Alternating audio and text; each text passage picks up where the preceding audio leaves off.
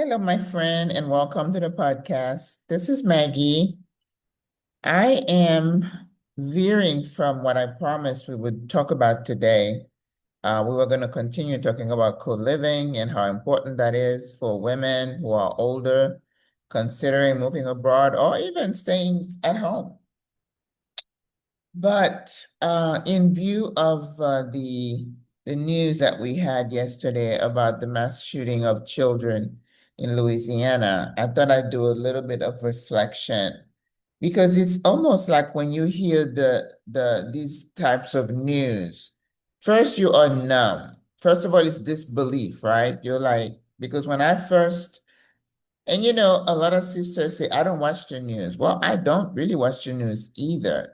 But now with the cell phone and the computer, you really cannot escape being aware of what's going on.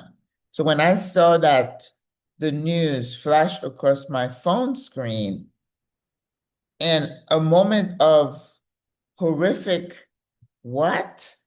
And then I put the phone down. I'm like, no. Psychologically, I wasn't ready to delve into the details. Just the title, it was like, I can't absorb this right now. I don't want to get deep into it because I know what it will do to me, my psyche, my emotions. And this is where, when I talk about stress, right? You keep getting these types of news on a daily, right? We were dealing with the deaths of all these women in the last few weeks. And I did the live on Saturday about femicide and how we must do what we can to stay alive as women, as Black women. But then you have somebody who is definitely mentally unstable going in, snapping, shooting the wife and 8 children. I'm just trying to comprehend the state of mind of someone to take a gun. It's bad enough if you shoot the mother, the woman you feel probably is at the root of all your anger and, because usually that happens when there is a dispute in either custody or the marriage.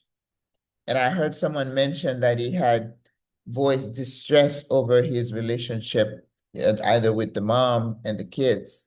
Well, why shoot? Now, when you are aiming that gun at 8 children,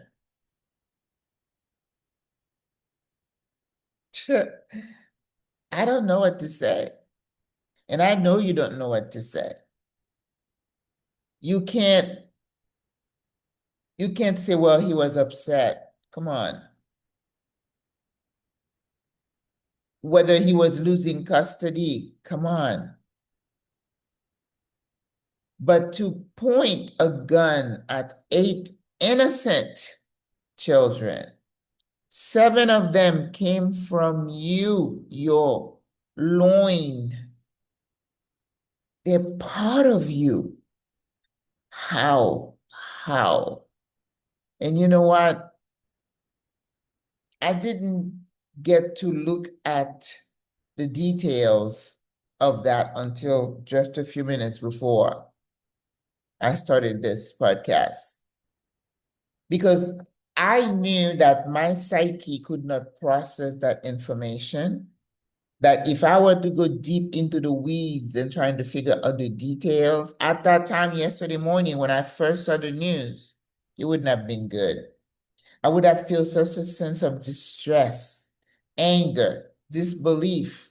And these are all emotions I wasn't ready to address.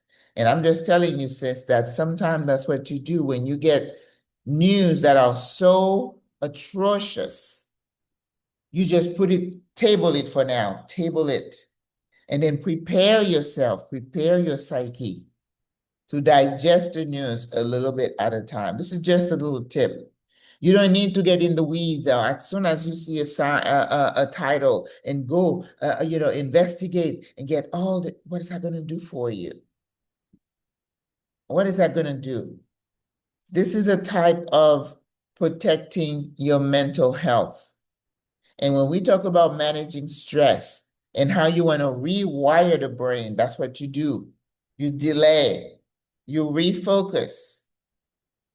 Then you fill your heart, your life with more positive things. So when I put that phone down yesterday, I was going to go into cooking. Cooking is my happy place. So I was going to replace those negative hormones with positive ones. And I'm glad I'm able to find this situation to get you to understand what you can do intentionally to refocus your brain activity into the positive. You can table that news. You don't need to absorb everything that you read. The titles. Oh, okay, and put it down. Put it down. All right, sis, we got to save ourselves. We have got to protect our mental health ourselves. No one's going to do it for us. No one's going to come and save us because it seems like the news is getting worse and worse and worse.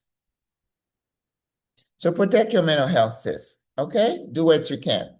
All right. I'll talk to you tomorrow. Au revoir. À la prochaine.